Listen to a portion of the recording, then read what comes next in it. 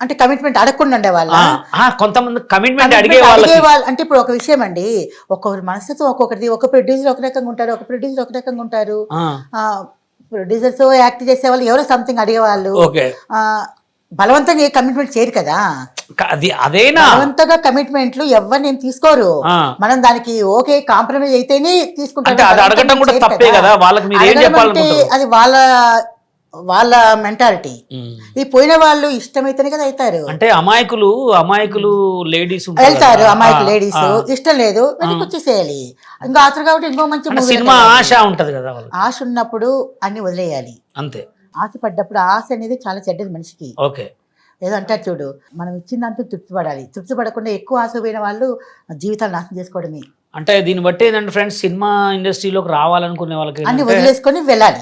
Cinema industry అంటే కొంచెం చాలా హార్డ్ ఉంటుంది. అది మీకు అన్నీ ఇష్టమైతేనే సినిమా ఇండస్ట్రీకి వెళ్ళండి.